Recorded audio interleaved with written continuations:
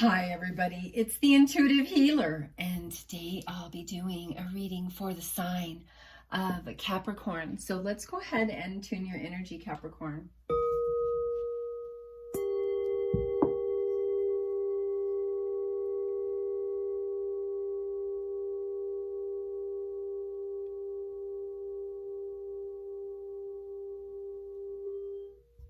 All right, for those of you showing up for the very first time, welcome to my channel. I hope you enjoy this reading.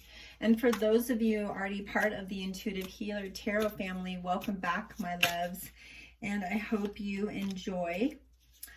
And just to put it out there for you guys, I am doing personal readings at this time. I am only holding open this window for just a short amount of time. So check that description box below on how to get a booking with me. And all right, so what we got going here is we have number 28, invitation. And invitation is a card that speaks opportunity. We also have our number 27, fertility, and fertility invites us to be more open, more courageous, more creative, and more joyful than we were before. It activates the potential for something beautiful to grow from our conscious into a new and grander expression of ourselves. So very positive energy coming in here. Fertility is all about, things are starting to become abundant and fertile. There is this growth from our consciousness. It's allowing us to express ourselves in the fullest capacity. And for that reason, well, it's just changing things in our life. Ooh, look at that. I just said it. 3 of Cups, abundance. So yes, having some abundance coming in here. Capricorn. I love the fact that, there's been these major changes that have kind of invited invitation to intuition. And this word can be both. People see it as both intuition and invitation. So I want to get into that in just a little bit, but let me pull some cards here. Ascended masters, angels, and guides, those that have crossed over, our record keepers, please guide me to the correct messages for my lovely Capricorn. Okay. And I also want to mention that I do feel that there's this business aspect that's changing things right now. And I feel like, in the past, maybe you had a situation where you weren't doing well in your business, and now things have changed. Maybe you had an online business and now you're starting to gain a big audience full of customers. So I think that there's a positive here for you, any which way you look at it. Yeah, I see the positivity in all of this. Strength, perseverance. All right, so let's continue here. Thank you guys for helping us. All right, let's pull 2 more and then we will get down to this. All right, Capricorn. My lovely Capricorn. I think sometimes when we have a situation, I'm just really feeling that you guys were in business for yourself and something happened. Maybe you had a partner in business and that partner really did some damage to the company. Maybe you went out of town and they were pulling some nonsense behind the scenes. And so it says Ace of Pentacles, new love coming in. We also have the 3 of Cups, which spells prosperity, abundance, and harmony here. We also have our 8 of Cups, which talks about looking towards the future. And this is also an abundant card. This is also can be of going into a space where you're recognizing that maybe there were some things in the past that you could have done differently in love. That's what the indolence card shows. But also, you being in a space where you're kind of sad over what happened. you know? And when we are in a place where there's some sadness and love, man, I tell you, it holds on to us. It grabs a hold of us and it won't let go, because that sorrow is so deep within us that we can't see past any of that stuff. So the Queen of Wands, it allows us to ignite that fire within, allows us to listen to our intuition about the situation. And I really feel like that was the case here, because Seven of Swords really speaks about knowing about the situation from the past and really being disappointed about it. So that's what the futility card of Seven of Swords says. Now, when we go into a space of healing, we get cards like the Hermit. And the Hermit really speaks about going within, really navigating your truth. And, you know, from within, I tell my clients, everything you need is inside of you. So that's what the Hermit energy allows us to do, is to go inside. We have our Judgment card, and like I said, I feel like you were in a business situation with somebody from the past. And now there's karma coming, because this person is now being, you know, pulled away from maybe a good opportunity that they messed up because they weren't being honest. And that's what the Judgment card says. The karma is coming in here, and it's really dissolving that which doesn't serve. Five of Swords. So let's pull some more cards here and see what comes up, Capricorn. Thank you, thank you, thank you, Ascended Masters, Angels, Guides. Thank you for giving me the messages for our higher guidance for the sign of Capricorn. Ooh, we have the Fool card. That's taking a risk on love. You know, like I said, there is love coming in here.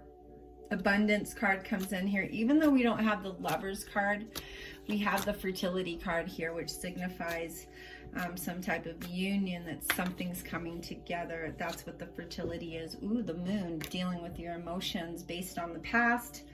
You know, the Moon really allows us to go into the places where we really need some deep healing. So it's really good that you got the Moon card there. All right, here we go. Worry, Five of Pentacles. Well, I think that's what another part of this story was, is that in the past you were worried about things. And now things are starting to come, you know, in your favor, and you've defeated the energy of the past, and now you're sitting in that energy of abundance. And it's very clear that that's where you need to be, because you've been listening to your intuition. So, where do we go from here? Whoa, whoa. Here we go. We gain our power back. The Four of Pentacles. I think this was a slow-moving process for you. You know, that's why I'm kind of sensing is like, well, you know, you felt defeated. You felt sad about what happened. But in all actual reality, those things had to happen to get you to the place of abundance. And that's where I think that we forget about that. You know, intuition is this thing that's like knowing, but not knowing.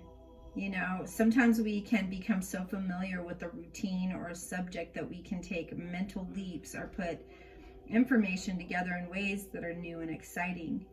You might know the answer to a math problem before you've done the workings. You might know who is on the phone before you answer. You might know what someone is going to do next. And this is a type of knowing that we call intuition. Can also be very useful. You do not have to understand how you have come to know something, but paying attention when it happens and how often your intuition is correct can help you build trust in your instincts. This can be very helpful with decision making, a strong sense of pattern recognition, the ability to read body language, and a good memory, or just being observant can all contribute to this type of knowing.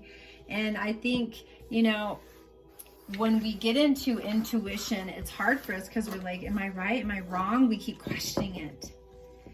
And, you know, I would say over time, how I began to trust my intuition was really just writing down everything, because I didn't have anybody to really talk to about the things that were happening to me when I first started. So I educated myself on energy. I educated myself on that stuff that I had no idea about. And I was seeking out answers. And the best answers that I found were meditating, going within, because it was telling me something that I really, really needed guidance on. And let's go ahead and talk here about number 27, fertility, because, you know, that's also a really positive card when it comes to abundance, and those intermingle each other quite a bit. You know, fertility is always about the arrival of a new season. It's, you know, it's responds to glorious expression and the voices of songbirds that kind of fill the air. It's always that hint of green on the trees and the plants. People walk with a little bit more bounce to their step and fertile energy. Spring is a time of fertility, when all of existence is burning and bursting with the potential of new life, a time of expansion and promise. We see it all around us in the outer world, and we feel it inside of us in the inner world. It feels like a grand explosion, and yes, it's breathed over us and into us from every direction, and we feel that energy of spring. Fertility refers to the ability to produce offspring. It's when, you know, the cows are being calved and all the babies and animal kingdom are being born. Same kind of thing happens in the human world. Lots of babies being born in the spring, because we had to cuddle in the winter time, that's why. Anyways, let's go ahead and I'm going to pull some cards here from my Manifest Your Soulmate. It says, fall in love when you are ready, not when you're lonely, Capricorn. So this is talking about setting up that space. Harmony is but pure love, for love is complete agreement. Yeah, there's no forcing it. You know, I think in the past, Capricorn, that when you were in love, I think you had to force the issue or force something. Whoever's watching this, male or female cross-watcher, whoever's resonating with this, please take your juicy nuggets and leave the rest. You are spiritually connected to those who you love. So don't worry, Capricorn. Be in a space of harmony and gratitude. Your intuition was right about that person. Really was. And now you've healed. Now you're in abundance because your intuition told you what was right. Life is tough, but so are you, Capricorn. Just saying. You know? And yeah, your gut was really right about that person. So, move on. Gain awareness, transmute the energy, and move on. All right, here we go. When you meet your soulmate, you'll feel calm, no anxiety, and no agitation. Yep. Telling you. All right, here we go. In the end, you tried and you cared, and sometimes that really is enough. The hottest love has the coldest end. Yeah, sometimes it just runs its course, right? Don't be afraid to lose someone who doesn't want you. And I'm going to second that. Why push the issue? You know your gut was right. You don't need to question that. gut was right about that person. So what do we got here? Playfulness. Laughter is the best therapy. Have some fun together. Remember, love is the greatest healer. Yes, new love's coming in. Of course it is. With the fertility card. Come on now.